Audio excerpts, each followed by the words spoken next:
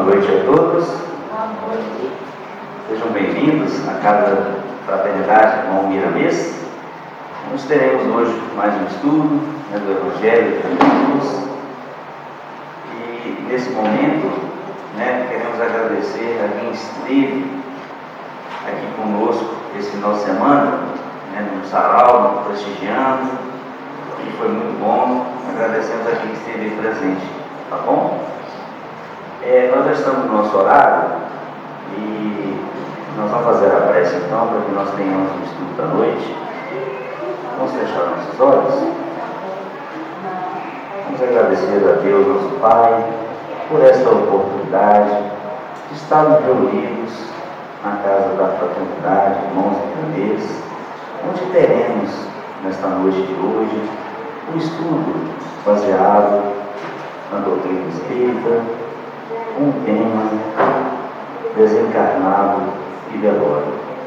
Que possamos, nesse aprendizado, levar os nossos sentimentos, as nossas vibrações, aos nossos irmãos, aqueles que estão andando conosco nessa jornada, e possamos possibilitar também o conhecimento para eles, através do Evangelho de Jesus, nosso Mestre amado. Rogamos a Jesus a sua bênção, a sua paz, o seu amor, que esteja hoje e sempre conosco, que assim seja. Então nós vamos convidar Maria Cristina, que vai fazer o estudo com nós.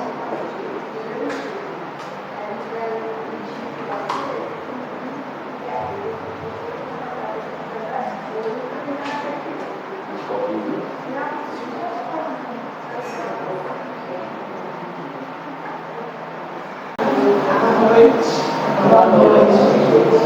A paz de nosso Senhor Jesus Cristo esteja no meio de todos nós. Vocês estão me ouvindo bem? Todo mundo? Legal? Então tá bom. Gente, eu costumo falar assim, Ninguém gosta de ouvir falar em morte. Morte não é assunto que interessa a quase ninguém. No entanto, é a única certeza que a gente tem nessa vida deles estamos realmente mais. Por que será que é um assunto do qual nós fugimos, que nós evitamos, mesmo nós espíritas, E principalmente aqueles que não têm a oportunidade de ter os conhecimentos que nós temos. Então foi proposto, porque nós estamos aí às vésperas do dia de finais, então foi proposto que a gente conversasse sobre esse assunto. Então o Evangelho segundo o Espiritismo, no seu capítulo 23, item 7 e 8, vai trazer para a gente o seguinte: a passagem de Jesus, onde Jesus orienta no Evangelho de Lucas, no capítulo 3, versículos 59, 9, versículo 59. Ok, gente, vamos lá. Disse ao outro: segue. E o outro respondeu: Senhor, consente que primeiro eu vá enterrar meu pai. Jesus lhe retrucou: deixa os mortos o cuidado de enterrar os seus mortos. Quanto a ti, vai anunciar o reino de Deus. Fica meio chocante, a gente pensar que alguém chegou perto de Jesus, querendo seguir Jesus, e fala com Jesus: olha, Senhor, eu quero ir com você, eu quero te seguir, mas primeiro deixa eu enterrar o meu pai. E Jesus dá uma resposta aparentemente tão dura, Deixa os mortos cuidar de enterrar os seus mortos e vai anunciar o reino de Deus. Gente, não é que Jesus prescreveu para o filho a desconsideração para com o pai, a desconsideração para com a família, o não sofrimento. Qualquer ser humano que tem por uma pessoa um afeto vai sofrer com a partida daquela pessoa. Isso é humano. Agora, o que nós fazemos com isso é que Jesus está nos chamando para observar. Porque o Evangelho segundo o Espiritismo vai falar conosco que o respeito que nós consagramos ao outro não é fruto daquela matéria que ele acaba de deixar, mas é fruto daquilo que aquele Espírito infundiu em nós. Ou seja, o que aquela pessoa deixou para a gente, né?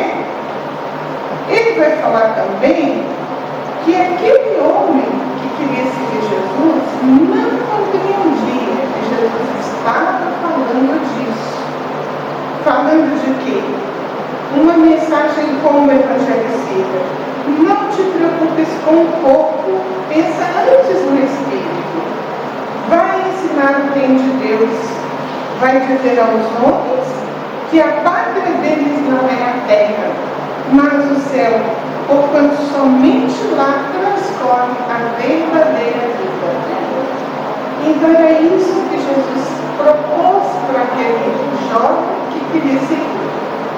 E aí a gente buscou no livro Os Mensageiros, do André Luiz e do Chico Xavier, um caso para ilustrar essa situação, para que vocês possam compreender melhor.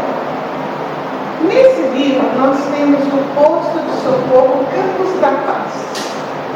É uma colônia, aliás, um posto de socorro, como se fosse uma área de saúde, né?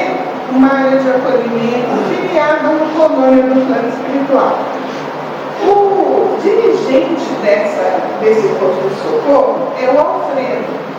E o Alfredo está lá num dia de trabalho e aproxima-se dele um velhinho humilde, muito sofrido, muito triste, e pergunta para o Alfredo se ele tinha notícias para ele.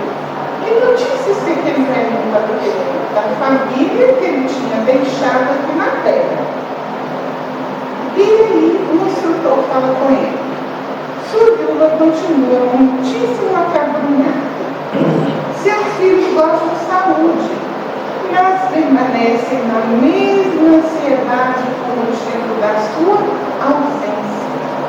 Então, o que ele está falando para aquele velhinho? Que nem a esposa dele, nem os filhos dele se conformaram com a partida dele. E aí, o velhinho fala: tenho sentido tanta falta deles. E o instrutor alerta, fala com ele: olha, sei que você está trabalhando pelo futuro da sua família. Na terra, na qualidade de paz, movimentamos muitas providências em favor dos nossos filhos. Mas, aqui no plano espiritual, é possível sentir mais de perto os interesses imperecíveis daqueles que amamos. O sentimentalismo cultivado no círculo da crosta, para com ele é preciso ter cuidado para que você não desorganize a mente. A saudade que fere, impedindo de atender a vontade divina, não é local nem útil. É enfermidade do coração, precipitando-nos em abismos insondáveis do pensamento. O que o Alfredo falou com ele? Ele quis dizer o seguinte: olha, aqui na Terra a gente cultiva sentimentos em desequilíbrio, mas a saudade que fere não é útil e nem louvável. É proibido ter saudade de alguém que partiu? Não, é natural, somos humanos, amamos, somos amados. Mas essa saudade não pode ser a saudade que fere, a saudade que não é útil. Aí o velhinho responde para ele assim: quisera rogar aos meus calma e coragem, esclarecendo que meu coração ainda é frágil e necessita do amparo deles. Estimaria pedir-lhes esse auxílio para que eu possa atender às atuais obrigações sem desfalecimento. O que ele quis dizer? Que ele queria falar com a família: olha, eu ainda sou frágil, eu preciso da ajuda de vocês, eu preciso prosseguir no meu caminho sem desfalecer. E o instrutor, ouvindo ele, disse: tão dedicado é você a família do sangue, que por agora não me sinto com bastante preparo a tudo ver no antigo lar, sem sofrer desastrosamente. O que ele falou com ele? Eu não posso deixar você ir lá na sua casa que você deixou na terra. Você é tão ligado à sua família de sangue que você não vai dar conta do que você vai encontrar lá. E você vai ter quedas desastrosas. E citou para ele um exemplo. Contou para ele que um tempo atrás, duas pessoas na mesma condição dele pediram para ele autorização para ver a família. E ele deu a autorização e deixou. Chegando lá, os desequilíbrios que essas duas pessoas encontraram nos lares que eles tinham acabado de deixar, fizeram com que eles entrassem em desequilíbrio também e não voltassem mais para o campo de socorro. Permaneceram nos lares como obsessores inconscientes, em desequilíbrio e sem ideia de quando poderiam conseguir encontrar o equilíbrio novamente. Por quê? Porque a saudade que fere não é útil, não constrói.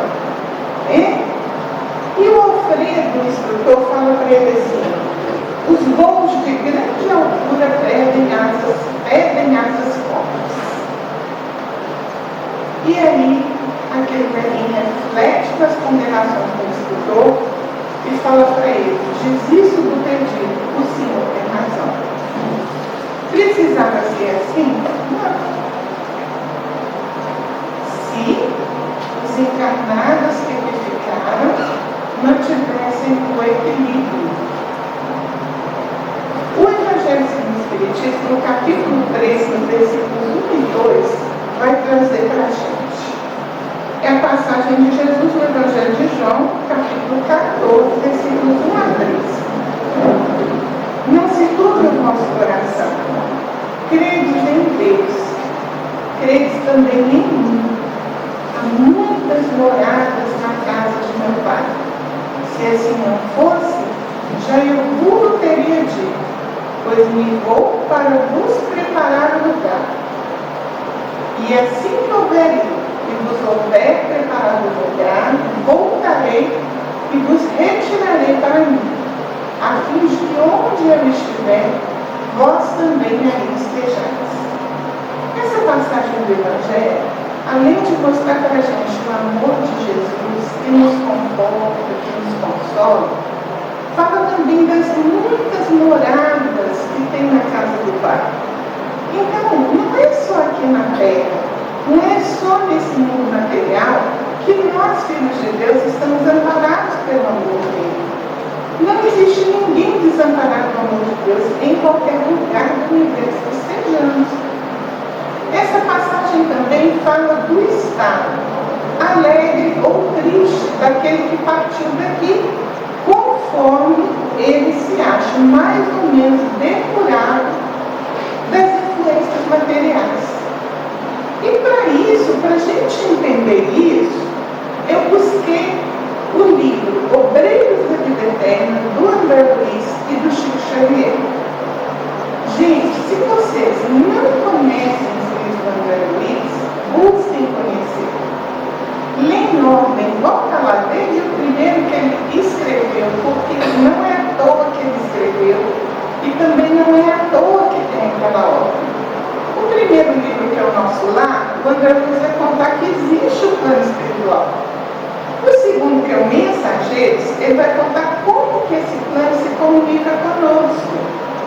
O terceiro, que é o Missionário da Luz, ele vai falar como que nós somos preparados para nascer. E este que eu vou trazer agora fala como somos preparados para morrer. Então, ele traz todo um caminho para que nós entendamos a doutrina espírita. E nesse livro, o Jerônimo, que é o instrutor do livro, vai nos dar algumas orientações. Ele vai dizer, por exemplo, reencarnações e desencarnações, de modo geral, obedecem simplesmente a lei. Então, tanto para nascer como para morrer, é uma simples obediência da lei divina, orientando o mundo das formas vivas, seja no renascimento físico ou nos princípios transformadores que presidem os fenômenos da morte. Então, o que ele quer dizer? A lei divina está atuando tanto quando precisa de uma grande organização para que o espírito se ligue com a forma física, como quando precisa da libertação dessa forma física para voltar ao plano espiritual. E ele diz o seguinte: há trabalhadores para a generalidade segundo os sábios desígnios do Eterno, assim como existem cooperadores que se esforçam mais intensamente na edificação do progresso humano. Há missões de ordem particular para atender a necessidade. O que ele quis dizer aqui? Que a maioria absoluta das pessoas que desencarnam simplesmente diante da lei, ou seja, a lei que rege todos os princípios de vida e de morte vão cuidar dessas pessoas. Mas aqueles que fizeram por merecer, merecem uma missão particular de assistência. E aí ele fala assim: não é uma prerrogativa injustificável, nem compensação de favor. Revela ordenação de serviço e aproveitamento de valores. Se o colaborador mostrou qualidades valiosas na obra, merecerá consideração daqueles que superintendem naquela obra. No plano espiritual, portanto, muito grande é o carinho que se ministra ao servidor fiel. Olha o que ele diz. A maioria das pessoas na humanidade vão desencarnar de acordo com as leis que regem a matéria, a vida no plano espiritual, mas aqueles que semearam no bem merecem uma assistência individualizada. E o Padre Hipólito, que é um dos espíritos que trabalham na equipe da qual a André Luiz faz parte, fala assim para a gente: aqueles que se aproximam da desencarnação e as moléstias prolongadas se ausentam do corpo quase em ação mecânica. Os familiares terrestres, cansados das vigílias, fazem tudo por rodear os enfermos de silêncio e cuidado. Não é difícil afastar o enfermo para a tarefa de preparação. Geralmente, estão hesitantes e enfraquecidos, semi-inconscientes, mas nosso auxílio resolverá o problema. O que o Padre Hipólito falou aqui? Ele falou o seguinte: que quando uma pessoa passa por uma longa doença, ele vai desencarnar, mas ele está doente, ele está no leito de hospital, no leito de casa, e fica muito tempo ali naquele sofrimento, ele meio que vai se preparando, se desligando da matéria. Quando chega a hora dele se encarnar, ele praticamente está um passarinho saindo da gaiola, bem? Mas eles chegam, por exemplo, no plano espiritual enfraquecidos, semi-inconscientes, precisando do auxílio da espiritualidade, que socorre a todos, não tem ninguém abandonado. E aí, para a gente entender isso direito, nós vamos buscar os casos que essa equipe da qual André Luiz fez parte veio, vamos dizer assim, amparar no desencarne. Então, nós temos 5 pessoas que eles vieram buscar. E aí, nós vamos falar primeiro quem eram essas pessoas. Nós temos o Fábio. Quem era o Fábio? O Fábio colaborou com a dedicação das obras do bem. Não era um médium com tarefa. Era, porém, um homem equilibrado, amante da meditação e da espiritualidade superior. E desde a juventude, tornou-se excelente administrador de energias magnéticas, colaborando conosco em relevantes serviços de assistência oculta. Então, era uma pessoa que ninguém notou, ninguém viu, ninguém nem sabia que não se tinha. Mas ele trabalhava com os desencarnados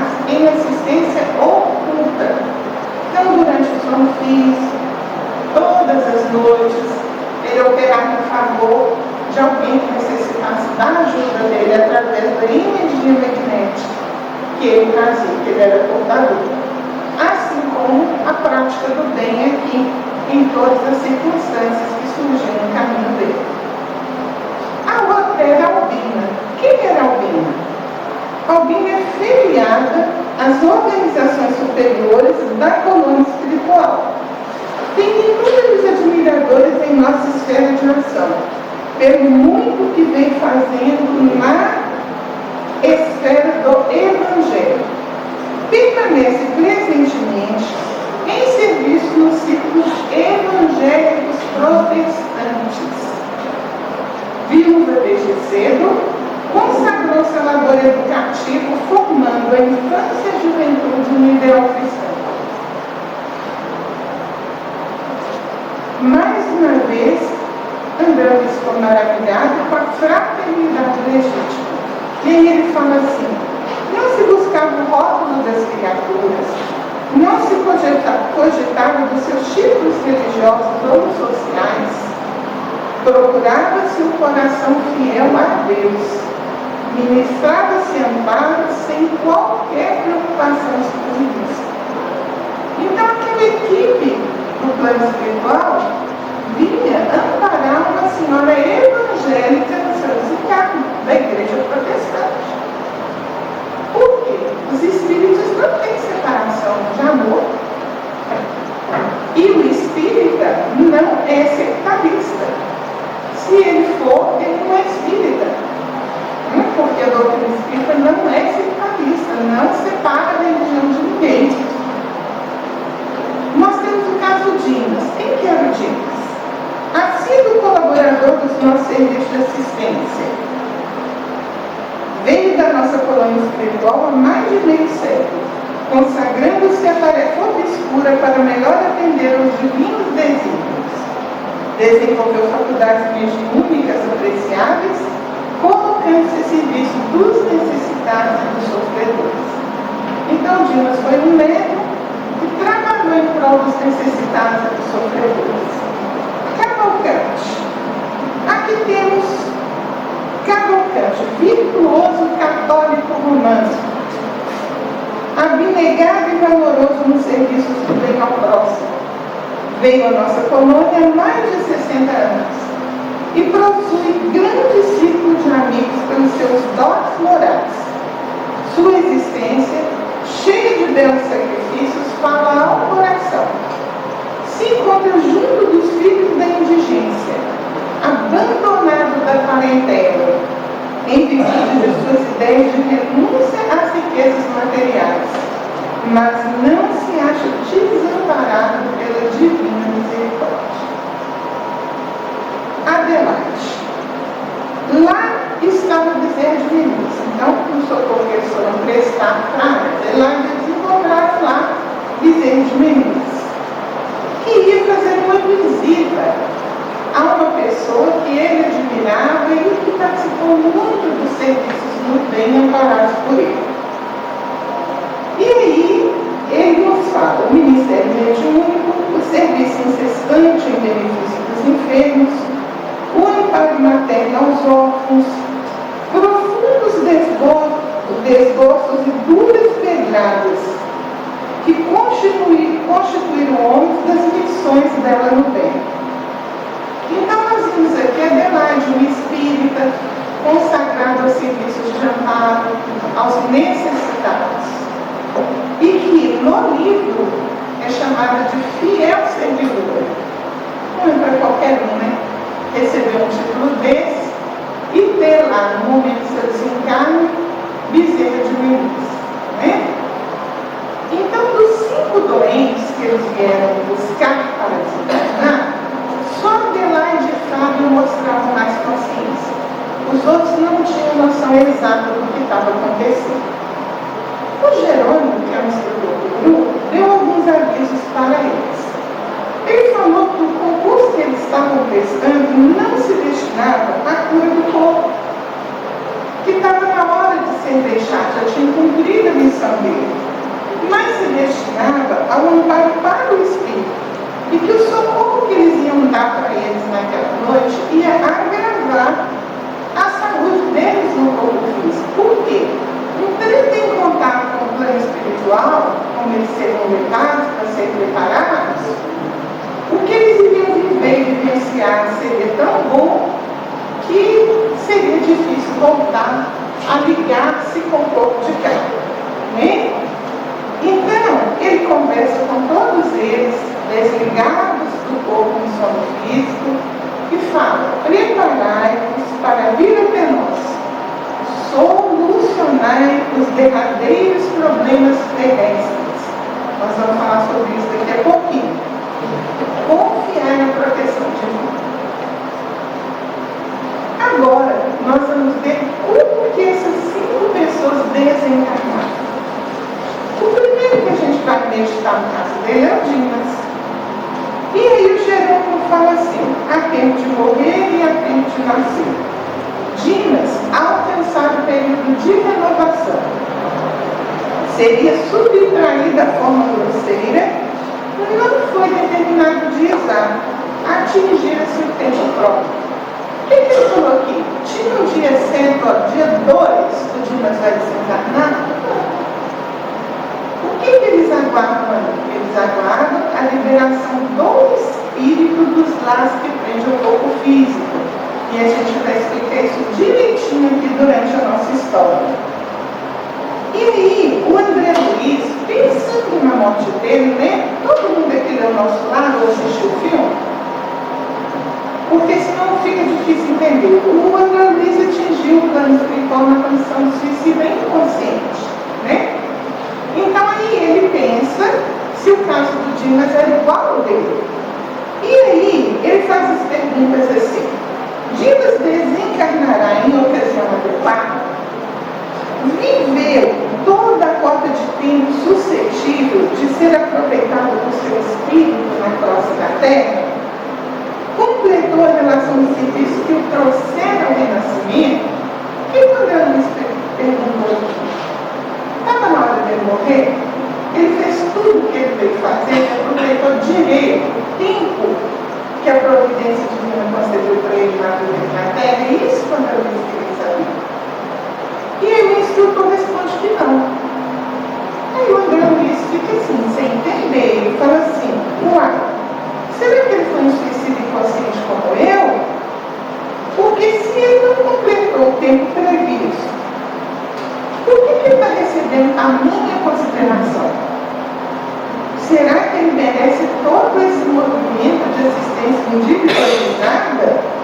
Qual o motivo de ser prestado tanta atenção em favor dele? Essa era a pergunta do André Luiz. Ele não perguntava por mal.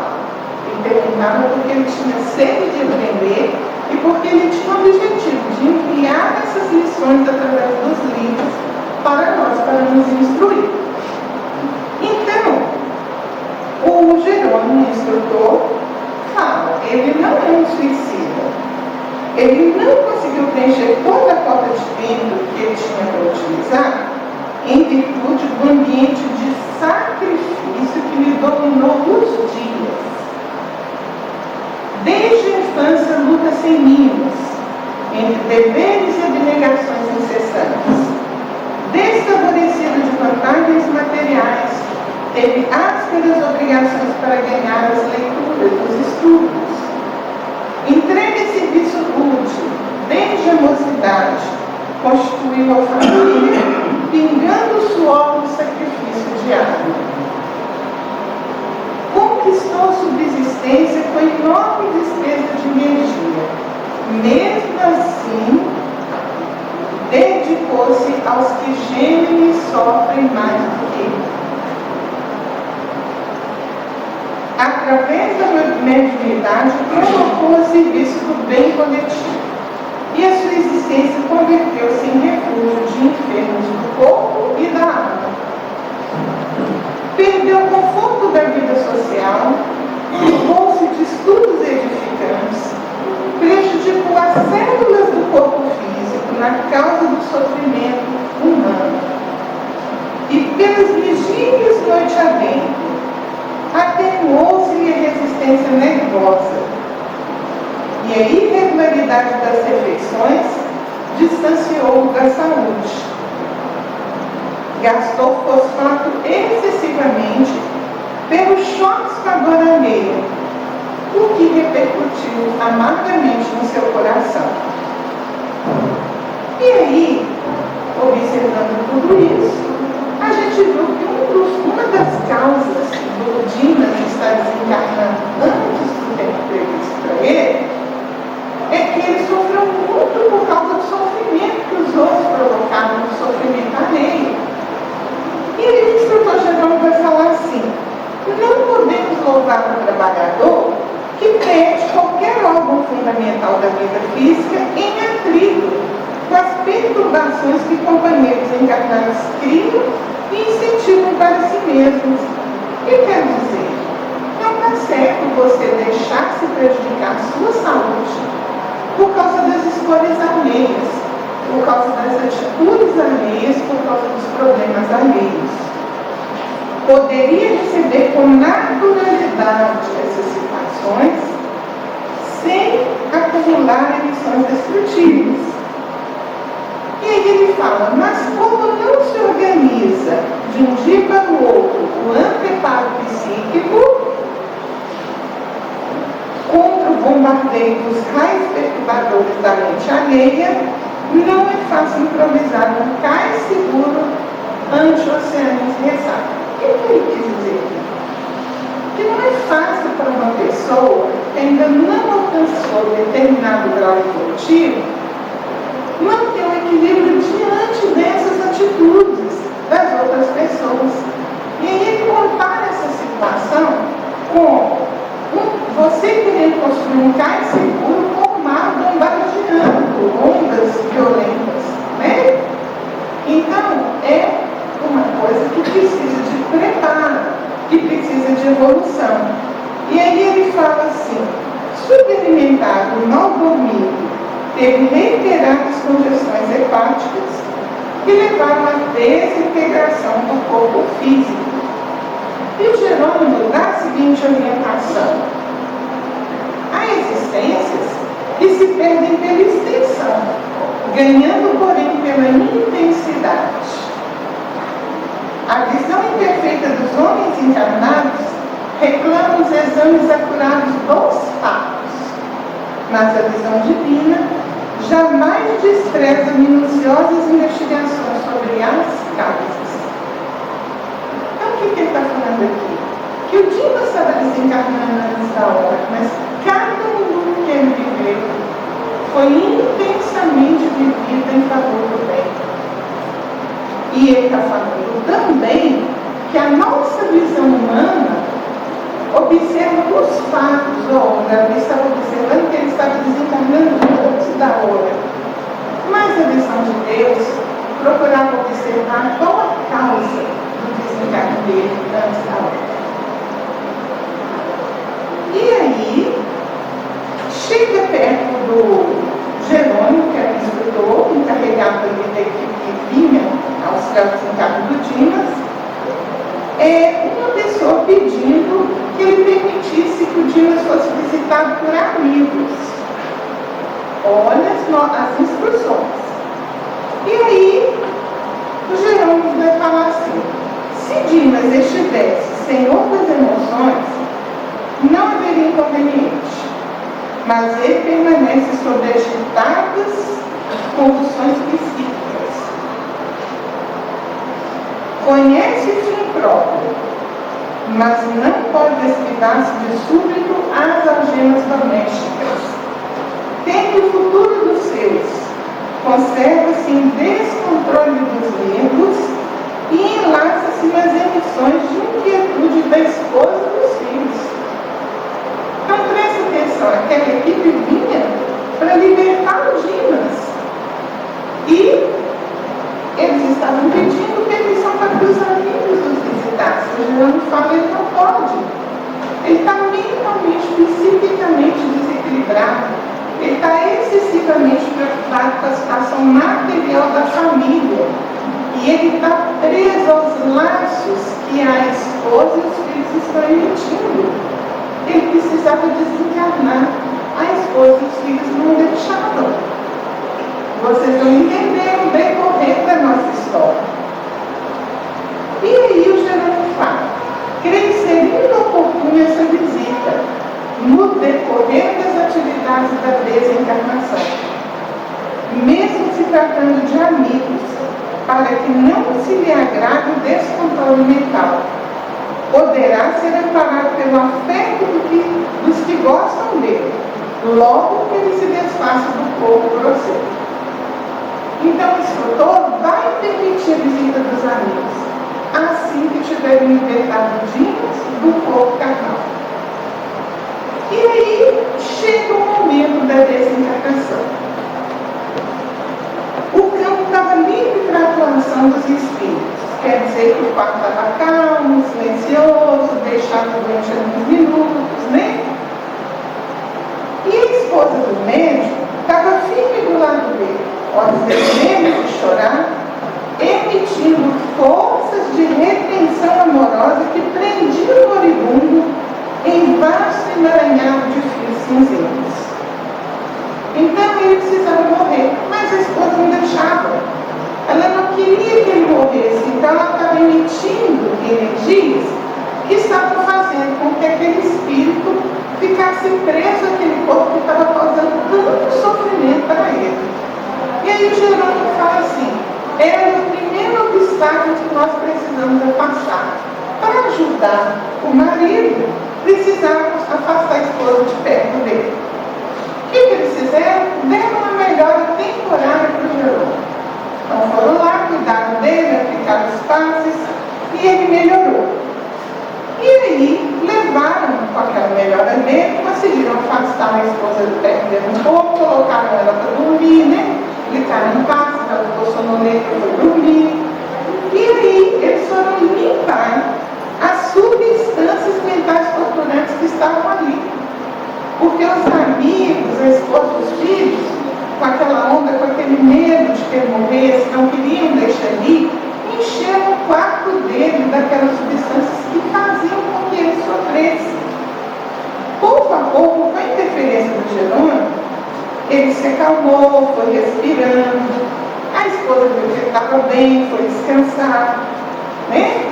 E aí o médico foi chamado, porque ficava todo mundo contente. O médico chegou e falou: nossa, ele melhorou, que maravilha, contrariou o nosso prognóstico, né? Achou que o doente estava melhorando. E aí renovou as indicações do remédio e recomendou, por influência dos espíritos, que deixassem ele em repouso absoluto. Era tudo que os espíritos precisavam. Limparam a cama, limparam aqueles fios que estavam retendo da esposa, que estavam retendo ele ali, e aí iniciaram as operações para desligar. Que operações?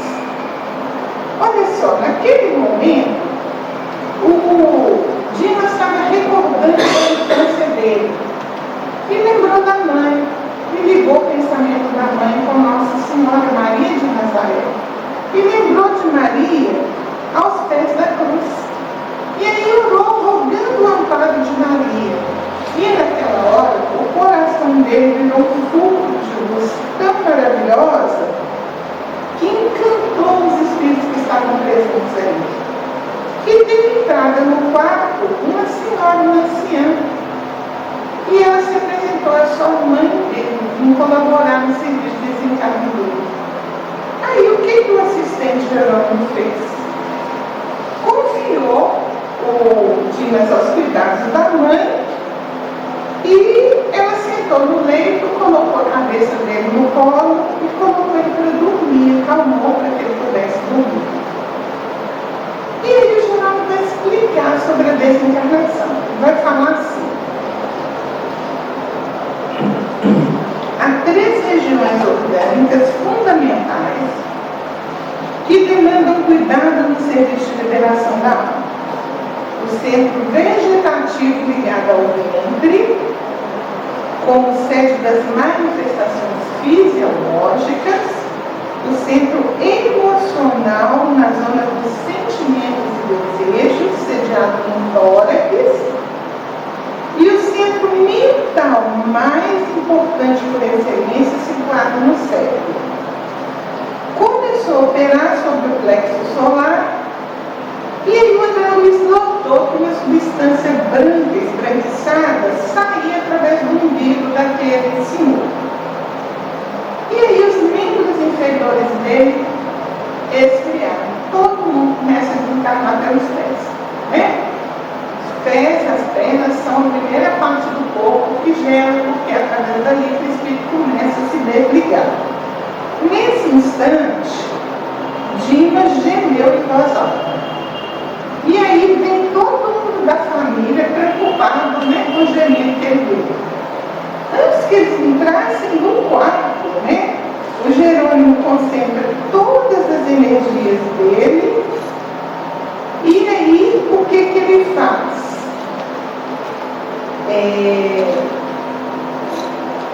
Antes que eles entrassem, ele relaxou os elos que mantinham a ligação com o centro emotivo. Então ele já tinha desligado o plexo solar no centro emotivo.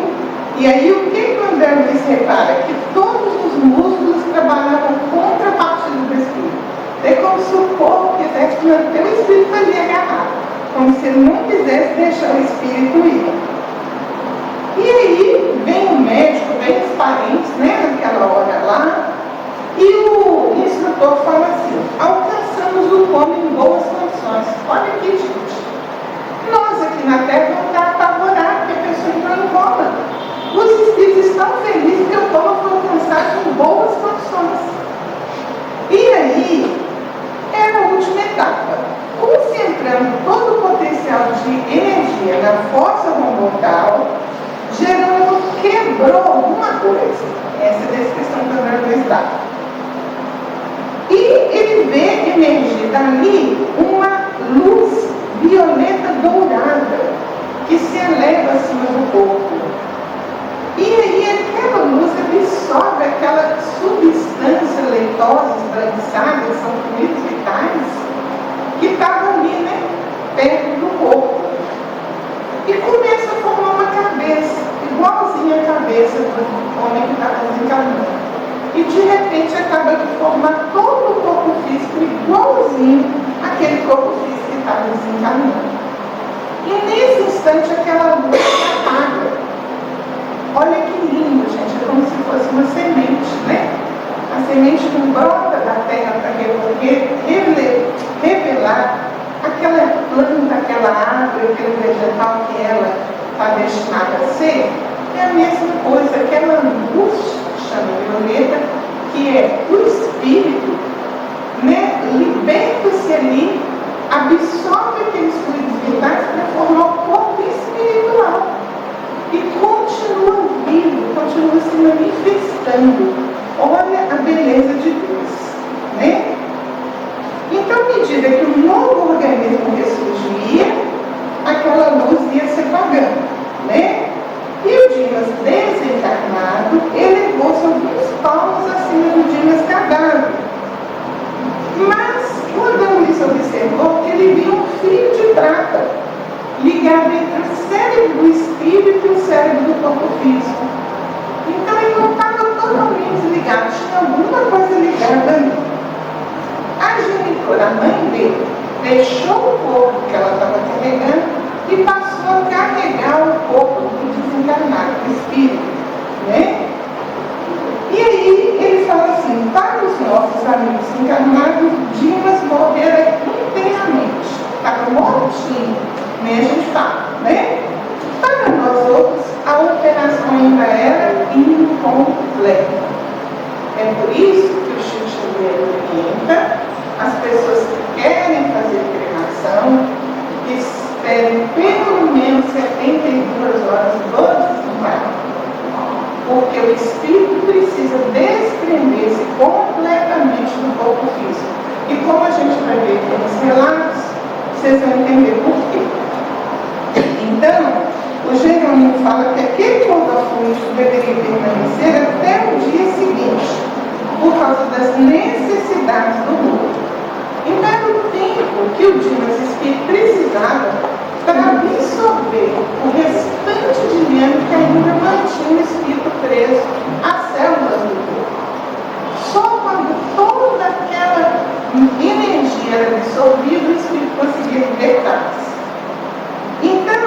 o Jerônimo fala que ele está dormindo, repousando na contemplação do passado.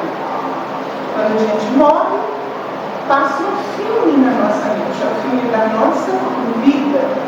É a nossa consciência nos condenando ou nos absolvendo conforme os nossos atos. Tem um tribunal único em cima para nos julgar. Esse tribunal foi instituído pela lei divina em nós mesmos, dentro da nossa consciência. Né? Então, a mãe ficou de guarda cuidando dele até o dia seguinte. A casa se encheu de amigos, né? Um deles era o Fabriciano, que era um dos espíritos encarregados do serviço onde o Dimas colaborava. Então, por exemplo, aqui no Miramis, ele é um passista. Então, o Fabriciano era encarregado daquele trabalho ali e estava lá ajudando o Dimas, ok? E aí, o André Luiz pergunta se tem comissão especial para o desencargo do médium. Olha a pergunta, importante. Ah, tá, então eu sou médium, peraí, eu tenho toda uma coisa especial aqui para mim? Não. Vai ter se você fizer o bem, se você fizer por merecer, né? Então, o que acontece naquele velório? O corpo estava lá no caixão, ok? E aí, perto do caixão, as pessoas que estavam ali se mantinham discretas, falavam baixinho, não falavam nada errado. Mas a alguns metros do caixão, todos os assuntos vinham à tona, inclusive piadas sobre a vida do morto. Então, uma das pessoas, por exemplo, André Luiz observa que o jovem fala assim: você recebeu aquela conta? Ou seja, ele estava preocupado se a pessoa que estava conversando com ele tinha recebido um dinheiro que ele tinha emprestado para o Dimas. Aí o outro vira e fala assim: olha, ele é uma pessoa muito boa, conhece os dotes dele, era boca fechada.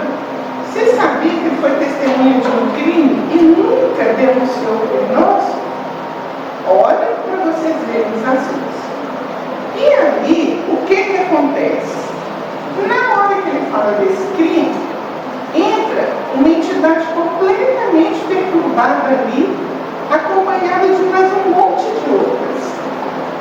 E aí, naquele instante, o Dimas, desencarnado, que estava no quarto do lado lá, começa a ter choques, começa a entrar em aflição. E aí esse Fabriciano vem ver por quê. Esse espírito que tinha adentrado era um espírito que tinha cometido o crime que o Dimas tinha visto que o cara estava contando. E ele chega lá e chega perto da pessoa que estava contando, cobrando satisfação. E aquela pessoa recebe um choque energético tão forte que quase desequilibra. E todo mundo que estava com ele começa a rir, né? E aí, aquele espírito desequilibrado sentiu o cheiro de flor, vai até o caixão, reconhece o Dimas, né? Vê ali que é ele e começa a querer conversar com o Dimas. Falar com ele para ajudar ele, porque ele estava em situação difícil, que ele queria pedir perdão de ter matado a pessoa, em completo desequilíbrio. E o Dimas, espírito adormecido, começa a sentir os choques, a ter pesadelos. E aí chega esse espírito que cuidava da tarefa, tira aquelas entidades de lá e o Dimas volta a ficar acalmado. Logo depois a esposa começa a ter uma crise nervosa, dispara a chorar em cima do caixão e o Dimas começa a desequilibrar de novo, entrando em pesadelos profundos, mesmo estando adormecido. E aí eles aplicam passe de prostração na esposa, que adormece, para que o espírito consiga desencarnar em paz. E aí, gente, com todas essas histórias, que responsabilidade. Nós ainda vamos ver uma parte aqui incrível, né? Porque a espiritualidade fala que nós, encarnados, não nos preparamos convenientemente para essas situações de enterro, né? De velório. Nós não paramos para pensar, não nos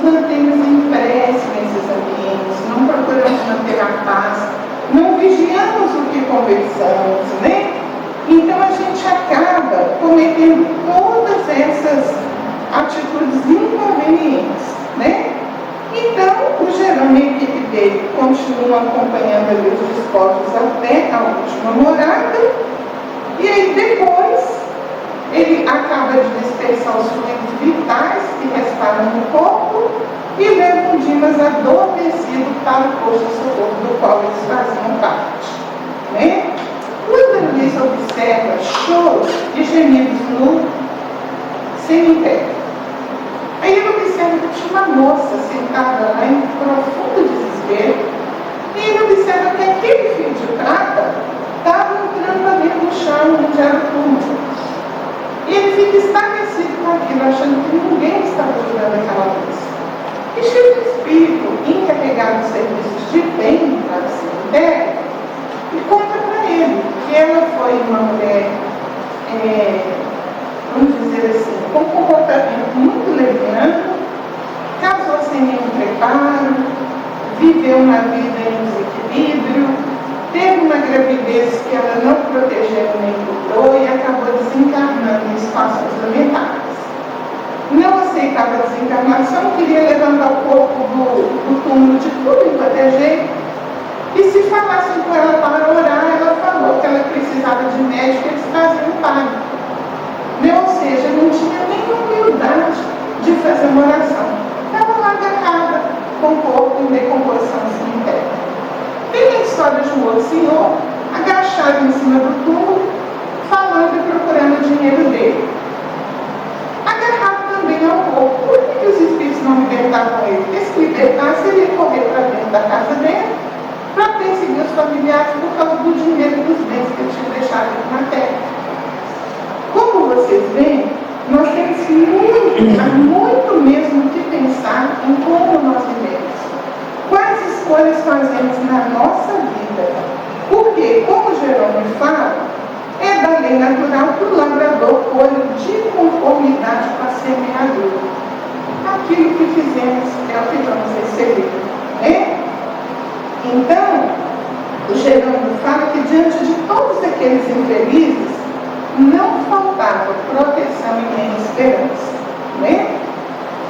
E ele nos alerta para a forma como nós estamos vivendo. O Fábio, gente, foi diferente. O Fábio foi uma pessoa tão equilibrada na vida e tão dedicada ao serviço do bem, preparou convenientemente a família para o desencarne dele. Não era rico, mas preparou a esposa com a coragem para as lutas. Não teve apego, falou com ela: olha, eu estou indo, você é jovem, vai ficar só. Vou rogar a Deus que te envie um companheiro para que ele te ajude na criação dos nossos filhos. E o desencarne do Fábio precisou apenas de 2 horas. Em 2 horas, os mesmos procedimentos que foram feitos, né? A Albina, que era aquela senhora evangélica, em vez de morrer, viveu. Porque ela tinha uma obra tão grande no campo do bem, que um netinho dela, que não era um neto de sangue, mas era um órfão que ela acolheu, e que considerava como neto, e era um espírito elevado com missão de serviço aqui na Terra. Quando ele desligava do corpo do sono físico, na consciência dele de espírito, pediu a Deus que desse mais tempo para ela aqui na Terra, porque a tarefa da qual ela era responsável precisava continuar com equilíbrio. A prece dessa criança chegou a Deus, que ordenou fosse concedido mais tempo para a Albina. A missão que veio para desencarnar a Albina deu mais tempo de vida para ela, né? E aí, o André Luiz traz um trecho que eu achei lindo. Ele fala assim: ninguém senão Deus detém poderes absolutos. Todos nós, no desenvolvimento das tarefas conferidas às nossas responsabilidades, temos uma atuação imperfeita. Deus sabe, enquanto nós nem sequer imaginamos saber. Depois nós vamos ter também o caso Cavalcante, que era católico. O Cavalcante tinha muito medo de morrer.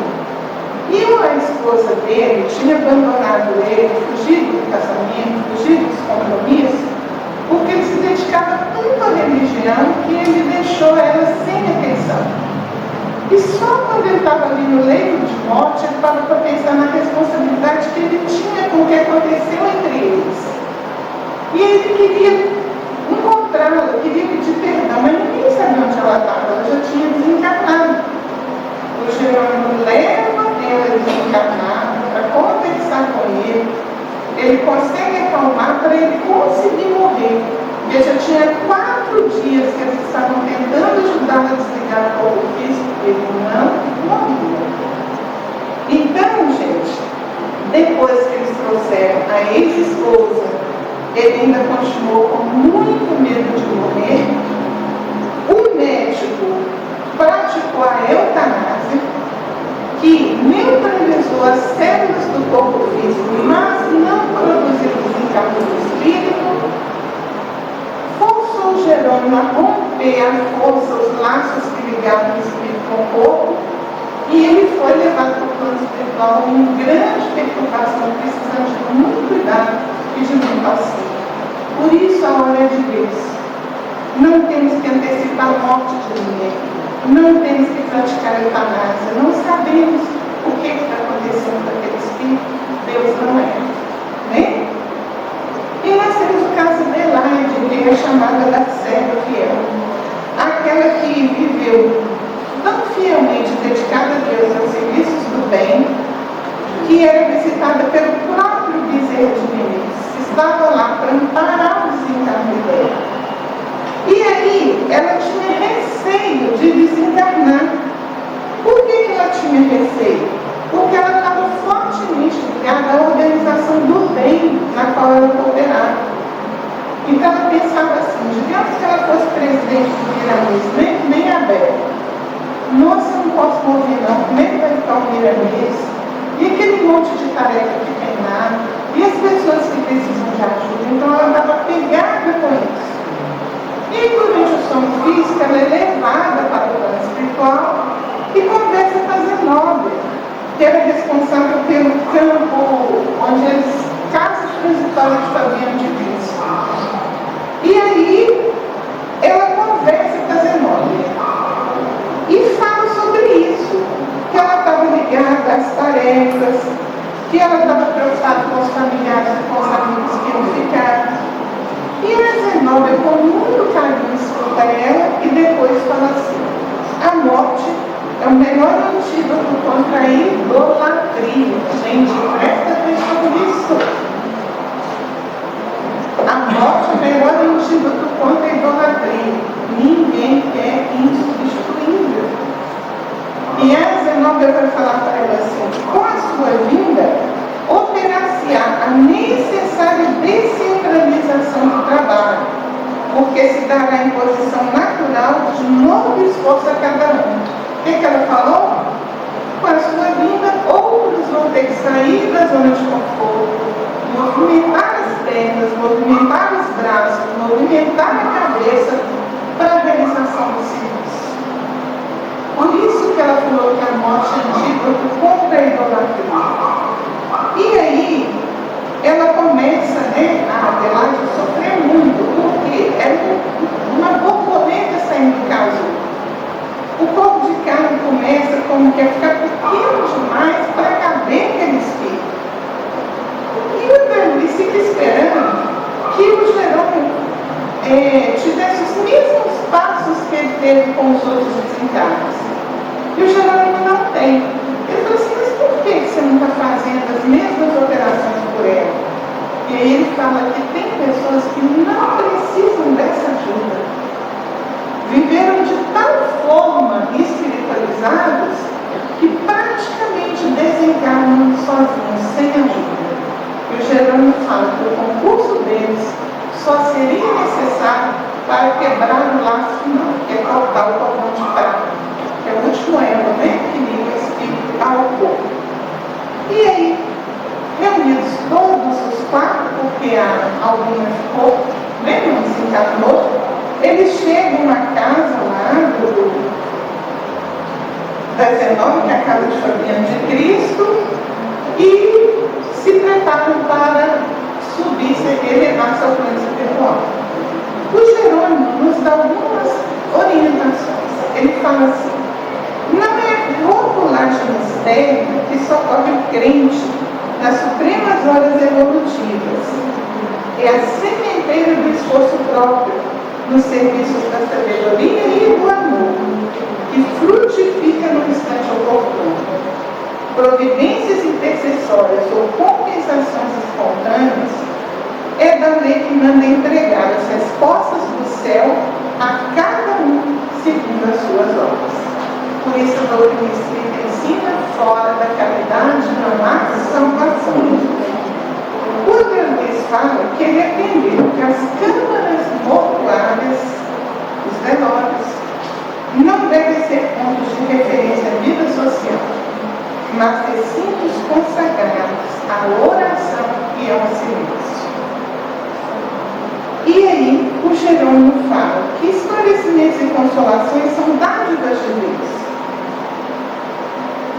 Nas convicções e realizações que são obras nossas, cada servidor tem escala própria de edificações nos valores imortais. Os aprendizes receberão a mesma bagagem de ensino, mas cada um receberá conforme a sua possibilidade.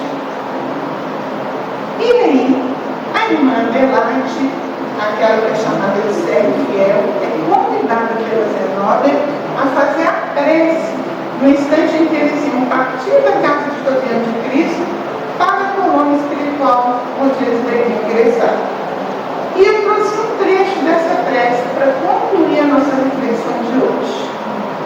Ela vai orar assim: a Ti, Senhor, nossos agradecimentos por essa hora de paz intraduzível e de infinita luz. Agora que cessou a nossa oportunidade de trabalho nos círculos da carne, nós te agradecemos os benefícios recolhidos, as aquisições realizadas, os serviços levados a efeito. Mais que nunca reconhecemos hoje a tua magnanimidade indefinível, que nos utilizou o deficiente instrumento na concretização de sublimes desígnios. Vacilantes e frágeis como as aves que mal ensaiam o primeiro voo longe do ninho, encontramos-nos aqui, venturosos e confiantes ao pé dos teus desvelados emissários, que nos ampararam até ao fim. Como agradecer-te o tesouro inapreciável de bênçãos celestes? Teu carinho santificante seguiu-nos passo a passo. Em todos os minutos de permanência no vale das sombras. E não satisfeito, o teu inesgotável amor acompanha-nos ainda nessa retirada da velha Babilônia de nossas paixões anacorosas e milenares. E ao encerrar este ato de sincera gratidão, enviamos o nosso pensamento de alegria e louvor a todos os companheiros de luta nos mais diversos departamentos da vida planetária, convidando-os em espírito a glorificarem teu nome, teus desígnios e tuas obras, para sempre. Assim seja. Então, como nós podemos ver, Deus não nos desampara. A cada um será dado conforme as suas obras. Como vivemos, será como morreremos. E que em todo velório onde nós pudermos comparecer, fiquem as instruções dessa hora, para que nós tenhamos lá o respeito, o recolhimento necessário e levemos a paz e a harmonia. Que a paz de nosso Senhor Jesus Cristo esteja com todos vocês. E muito obrigada.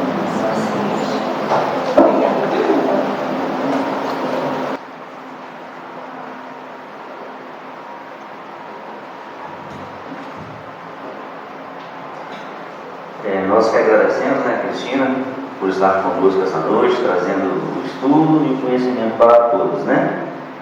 Bom, a Cristina trouxe 4 livros aí da obra de André Luiz, Quem já leu aí o Nosso Lar?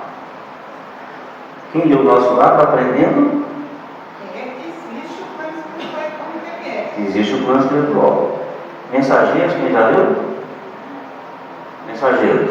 Vai contar como que esse plano se comunica conosco. Ó, missionário da luz.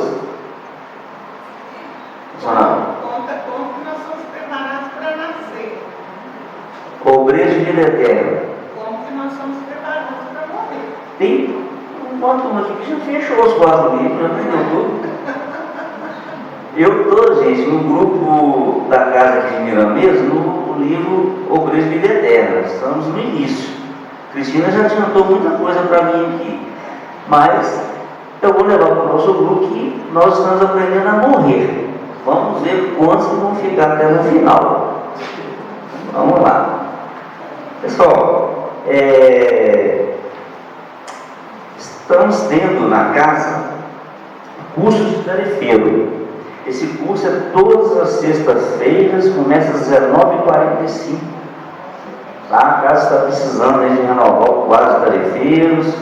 E não só os iniciantes, mas também quem já está na casa aí, já fazendo uma tarefa, podem participar, né, para adquirir conhecimentos, como funciona a casa espírita, como que são as tarefas na casa espírita, né?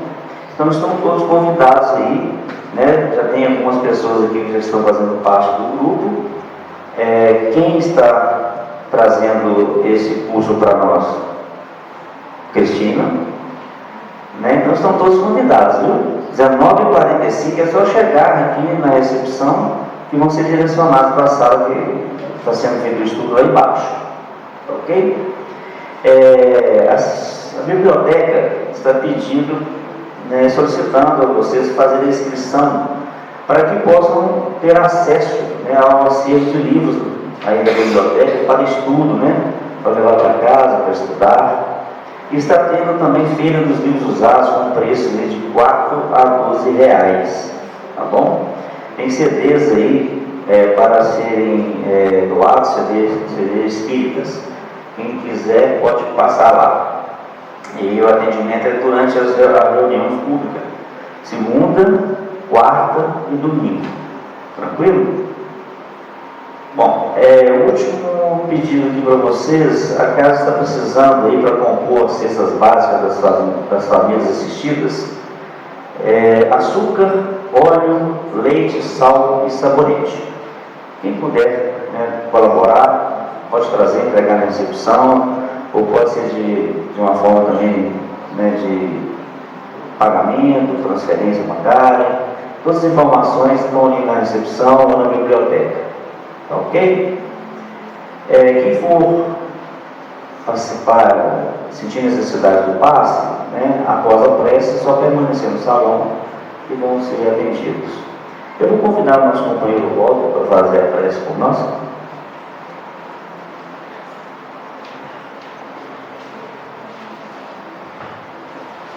Vamos fechar os nossos olhos, elevar o nosso pensamento ao Mestre amado Jesus e agradecemos a oportunidade de estarmos presentes aqui na reunião, ouvir nossa palestra de hoje. Agradecemos também, Pai, pela água frutificada, pelos nomes deixados no livro de prece, e aqueles que porventura não puderam colocá-los, possam estar mentalizando nesse momento, para receber o retiro físico, mental, moral e espiritual. Pai nosso, está no céu em toda parte, santificado seja o santo amado nome, e a nós o teu reino de amor e de bondade, o pão do corpo e do Espírito daí todos os dias, Senhor. Perdoa as nossas dívidas na medida que também soubermos perdoar os nossos defensores. Dá-nos forças para superar as nossas adversidades, o teu poder e a tua glória para todos sempre. Assim seja. Uma boa noite a todos.